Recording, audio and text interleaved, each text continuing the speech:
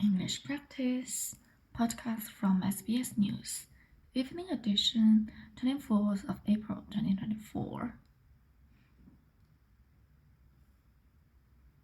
In this bulletin,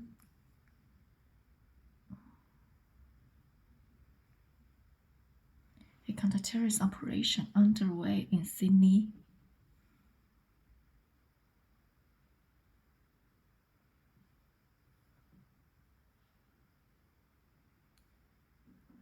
U.S. Congress approved $145 billion in aid for Ukraine, Israel, and allies in the Indo-Pacific. And in sport, the government funds support for those with chronic traumatic encephalopathy.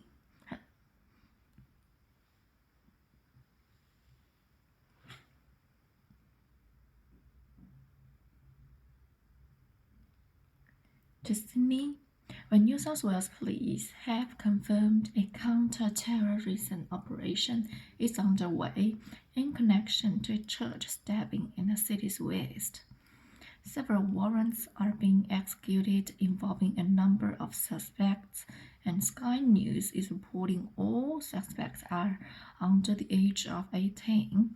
Federal Treasurer Jean Chambers has confirmed the warrants are connected to an investigation into the stabbing of a bishop in the Wakeley Church, which police allege was a terrorist act carried out by a 16-year-old boy. We understand that operational activities occurring today connect to the ongoing investigation into the Wakeley incident.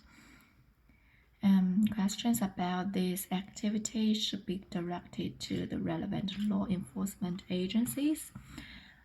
I wanted to take the opportunity to salute the courage of the people involved and to thank them for their professionalism. A statement from New South Wales Police says their joint counter-terrorism team is executing warrants currently, but assures that there is no current threat to public safety and no connection to Anzac Day commemorations.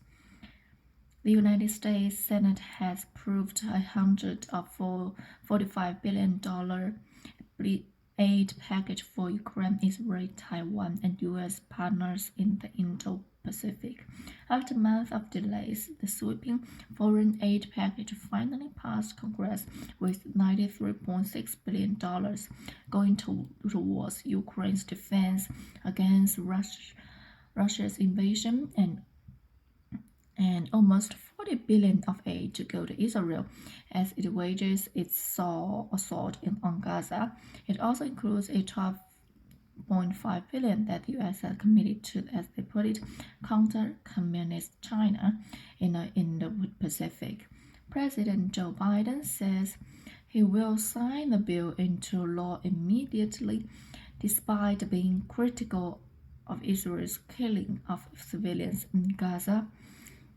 Senate Democratic Majority Leader Chuck Schumer celebrated the passage of the bill as an historic moment. This is an inflection point in history. Western democracy perhaps faced its greatest test since the end of the Cold War. The conflict we see right now in Europe, in the Middle East, and the tensions of the Indo-Pacific will go a long way in shaping the balance of power between democracy and autocracy in the decades to come. The package also includes potential ban on the Chinese-controlled social media app TikTok, measures for the transfer of seized Russian assets to Ukraine, and new sanctions on Iran. The Federal Treasurer Jean Chambers has acknowledged that Australia's annual inflation rate is still too high despite the government's efforts. The Australian Bureau of Statistics announced the higher than expected inflation rate today, sitting at 6.3%, with quarterly inflation lifting 1% in the 3 months to December. The data shows prices rising in education, health, and housing have contributed to inflation levels. Despite this setback, annual inflation is still tracking in the right direction, falling from 4.1% to 3.6% in the 12 months until March. Treasurer Jim Chalmers says there's still much work to be done to reduce impacts on Australian consumers. Inflation has now almost halved since we were elected a couple of years ago. It is still too high. People are still under pressure, but we are making some progress. When we came to office, inflation had a 6 in front of it, and now it has a 3 in front of it. And the budget next month will be about easing cost of living pressures rather than adding to them. Let's go to sport now. And the government has committed to funding a support and education program for chronic traumatic encephalopathy. Yesterday, rugby league legend Wally Lewis, known as the King, made an impassioned plea for the further funding into concussion and traumatic brain injury research. Lewis was diagnosed with probable CTE last year, a form of dementia linked to repeated blows to the head. Sports and Aged Care Minister Annika Wells said details of the funding will be announced in the federal budget.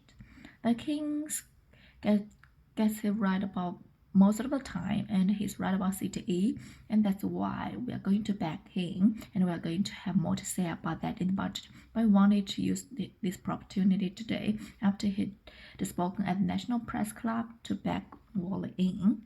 This is the end of this practice.